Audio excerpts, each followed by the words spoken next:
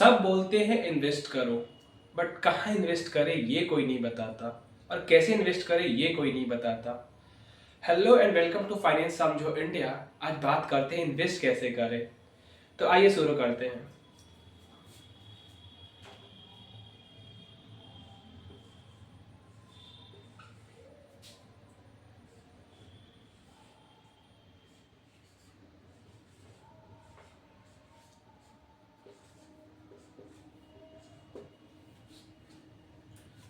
तो आज हम स्टेप बाय स्टेप डिस्कस करेंगे इन्वेस्ट कैसे करें,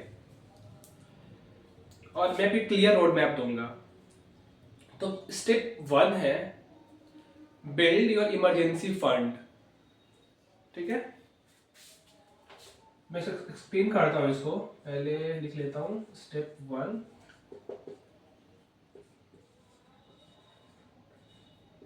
बिल्ड योर इमरजेंसी फंड। अब आप पूछोगे इमरजेंसी फंड क्या होता है। तो जैसे मैंने पहले वीडियो में डिस्कस किया था कि सेविंग्स इंपॉर्टेंट है, इन्वेस्टिंग भी इंपॉर्टेंट है। तो सेविंग क्यों इंपॉर्टेंट है, मैंने को बताया था कि कभी भी हमें इन्वेस्टिंग करने से पहले अपनी बेसिक नीड्स का ध्यान रखना चाहिए। सिक्योरिटी थोड़ी पहले आती है। तो सिक्योरिटी के लिए आपको क्या करना है, या बेसिक नीड्स को फुलफिल करने के लिए क्या करना है, आपको 6 मंथ के लिए या अपनी जो भी नीड्स है उसके लिए पहले फंड बिल्ड करके रखना है। फॉर एग्जाम्पल, अगर आप हर मंथ 20,000 रुपये खर्च करते हो तो आपके सेविंग्स में कम से कम 1.5 या 2 लाख रुपए होना चाहिए। बाकी इमरजेंसी भी हो सकती है, उसके लिए हम अलग बात करेंगे। हेल्थ इंश्योरेंस और ये सब चीज़ें वो कभी और में डिस्कस करेंगे। बट पहले आपको एक इमरजेंसी फंड बिल्ड करना ही होगा, तभी आप इन्वेस्ट करना, नहीं तो आप प्रॉब्लम में आ सकते हो। ठीक है, अब बात करते हैं दूसरा स्टेप।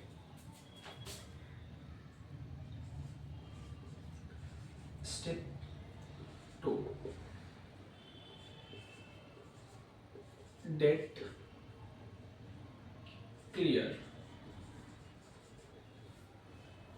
डेट क्लियर का मतलब क्या है, आपके कोई लोन्स चल रहे हैं, कोई आप ईएमआई पे कर रहे हो, तो ये सारी चीज़ें आपको पहले पे कर लेनी है। आपको ये सारी चीज़ें क्लियर कर लेनी है, तब इन्वेस्ट करना है। अब ऐसा मैं क्यों बोल रहा हूँ, क्योंकि जो आप अगर देखोगे ईएमआई जो आपकी होती है वो 10%, 15%, 20% तक होती है, राइट। और आप इन्वेस्टिंग कर रहे हो तो आप जो रिटर्न जनरेट करोगे वो 10%, 12%, वो डिपेंड करता है, वो तो हम कभी बाद में डिस्कस करेंगे।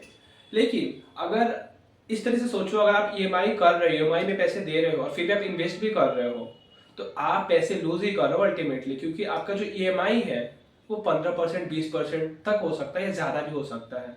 तो पहले आप कोशिश करो कि इन्वेस्ट करने से पहले आपका ईएमआई और या आपका कोई डेट नहीं हो, आप पे कोई कर्ज ना हो। ठीक है, ये आपका दूसरा स्टेप होता है। फिर बात करते हैं तीसरे स्टेप की, जो कि मोस्ट इंपॉर्टेंट है।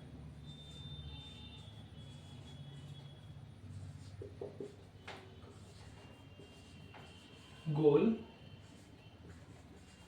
क्लियर। अब गोल क्लियर क्या है, आप इन्वेस्ट क्यों कर रहे हो, मीन्स आप क्या चीज अपने दिमाग में लेके इन्वेस्ट करना चाहते हो, आपकी रिक्वायरमेंट क्या है इन्वेस्ट करने की। फॉर एग्जाम्पल, किसी को मैरिज के लिए पैसे चाहिए होंगे, किसी को पढ़ाई करने के लिए, स्टडी के लिए पैसे चाहिए होंगे, किसी को कोई फॉरेन ट्रिप के लिए पैसे चाहिए होंगे। सबके गोल्स अलग अलग होते हैं, अलग अलग यूज केस होती है, सबकी रिक्वायरमेंट्स अलग अलग होती है। तो पहले आप इन्वेस्ट करने से पहले सोचो कि आपको पैसे क्यों चाहिए, आपके गोल्स क्या हैं, आपको कितने दिनों में पैसे आपको चाहिए। ये जब आपको क्लियर होगा तो आप इन्वेस्ट करोगे, तो आपका एक विजन होगा कि मुझे कितने पैसे चाहिए और मुझे कितने टाइम के बाद से पैसे चाहिए, कितने समय है हमारे पास जिसके बाद मुझे इतने पैसे की जरूरत है। तो तीसरा स्टेप भी बहुत इंपॉर्टेंट है कि हमारे गोल क्लियर होने चाहिए। ऐसा नहीं कि आप इन्वेस्ट करना स्टार्ट कर दिए कि पैसे तो कंपाउंड करने हैं, ग्रो करना है, और कोई विजन नहीं है आपके पास कि बस पैसे ऐसे पड़े हुए हैं। तो कभी मान लो आपको जरूरत भी पड़ गई 2 साल बाद और आपके विजन क्लियर नहीं है, तो आपको ऐसा हो सकता है कि आपको पैसे निगेटिव या कम रिटर्न्स में ही आपको वो पैसे चाहिए होंगे, तो आपको कम रिटर्न्स में ही आपको पैसे रिडीम करने पड़ सकते हैं। तो ये प्रॉब्लम हो सकती है। तो तीसरा स्टेप जो बहुत लोग स्किप कर देते हैं कि क्लियर गोल नहीं होता है कि पैसे क्यों चाहिए और कितने टाइम के बाद चाहिए। तो ये पहले आप क्लियर करो, ठीक है। फिर चौथी बात करते हैं,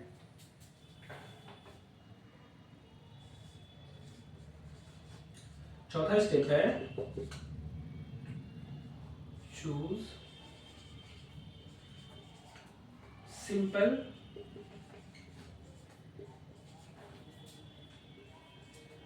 प्लान।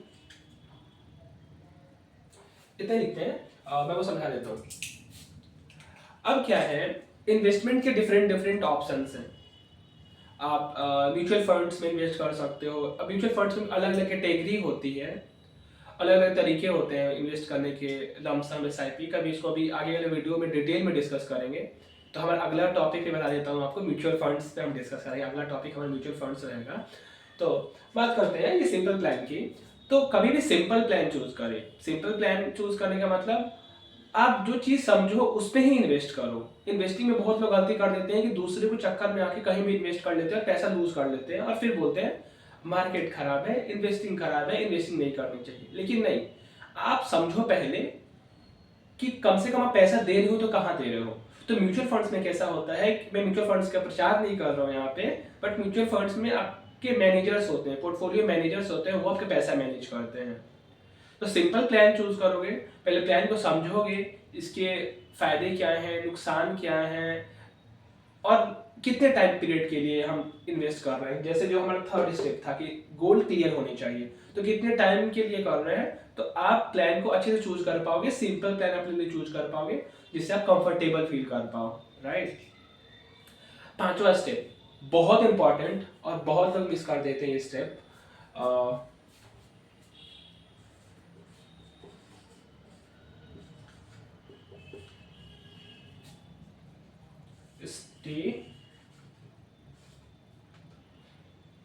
स्टे ऐसा भी लिख लेता हूँ, patient and let time work for you. Time and money भी लिख लेता हूँ, टाइम एंड मनी वर्क। अब ये क्या है, अब लोग हमेशा हड़बड़ी में रहते हैं पैसे के मामले में कि तुरंत पैसे डबल हो जाए। ऐसा पॉसिबल नहीं होता है, मैंने बहुत बार ये चीज डिस्कस करके रखा है। तो आपको पेशेंस रखना पड़ेगा। जब आप इन्वेस्टिंग कर रहे हो तो आपको पेशेंस चाहिए। देखो, बहुत लोग ऐसा सोचते हैं कि बहुत ज़्यादा पैसे आप इन्वेस्ट करोगे तो बहुत ज़्यादा रिटर्न जनरेट होगा, बट आप समझो जितने लॉन्ग टर्म के हिसाब से आप इन्वेस्टेड रहोगे, जितने लंबे समय के लिए आप इन्वेस्टेड रहोगे, कम पैसे से स्टार्ट करो, 500,000 से भी आप स्टार्ट कर सकते हो, बट टाइम के साथ, उसको टाइम के साथ पैसे ग्रो होती है, कम पावर ऑफ कंपाउंडिंग भी होती है। पावर ऑफ कंपाउंडिंग कभी मैं डिटेल में डिस्कस कर लूँगा। तो आपको आराम से टाइम देना है कि पैसा का ग्रो करे। बहुत बार ऐसे मार्केट में होता है कि पैसे कम रिटर्न्स जनरेट कर पाती है, या मार्केट में कोई डेविएशन या कोई फ्लक्चुएशन या कोई मार्केट न्यूज़ के चलते मार्केट अच्छे रिटर्न्स नहीं जनरेट कर पाते हैं। तो उस केस में हमें आराम से रखना है कि ऐसे नहीं कि ये चीज़ काम नहीं कर रही तो हम दूसरा पैसा कहीं और लगा देते हैं, फिर कहीं और लगा देते हैं। ऐसा करोगे तो आप ना मनी को, आप अपने पैसे को काम पे लगाए ही नहीं। तो ये गलती नहीं करनी है। ये गलती बहुत लोग करते हैं और फिर बाद में रिग्रेट करते हैं। तो ये गलती मैं उम्मीद करता हूँ कि आप नहीं करोगे ये गलती, ठीक है। तो मैं एक बार पांचों स्टेप फिर से रिपीट कर देता हूँ। Step 1, build your emergency fund, अपने इमरजेंसी फंड बिल्ड करो। स्टेप 2, डेट क्लियर होना चाहिए, कोई आप EMI लोन ये सारी चीजें पहले क्लियर करो। तीसरा, इन्वेस्ट क्यों कर रहे हो वो क्लियर रखो, means goal should be clear. चौथा स्टेप, चूज सिंपल प्लान जो आप समझते हो, जो आपको लगता है, जिसमें आप कंफर्टेबल हो, ना कि कोई और कंफर्टेबल हो। पांचवा step, stay patient and let time and money work. ये चीज हमेशा धैर्य धारण करके रखे लाइफ में भी, और मनी को, पैसे को काम पे लगने दे, ठीक है। अब सोचोगे आपने इतना लंबा ज्ञान तो दे दिया, अब लेकिन पैसे एग्जैक्टली कहाँ लगाने हैं। मैंने म्यूचुअल फंड का नाम लिया आज, तो म्यूचुअल फंड क्या होता है, कैसे कम पैसे से भी हम स्टार्ट कर सकते हैं, ये हम अगले वीडियो में डिस्कस करेंगे। तो ये हमारा अगला टॉपिक होगा। तो उम्मीद करते हैं कि आपको ये समझ में आया होगा कि इन्वेस्टिंग कैसे करें। इतना ही रखते हैं इस वीडियो के लिए, और आप अपना ध्यान रखो और किसी के चक्कर में ना हो, आराम से समझो, फिर आराम से इन्वेस्ट करेंगे, पैसे बिल्ड करेंगे और फ्यूचर बिल्ड करेंगे। और आप अगर इंटरेस्टेड हो म्यूचुअल फंड्स के लिए तो कमेंट में लिखो म्यूचुअल फंड्स, और अपना ध्यान रखो, और कोई सजेशन हो तो वो आप ज़रूर मुझे दो। Till then take care and bye.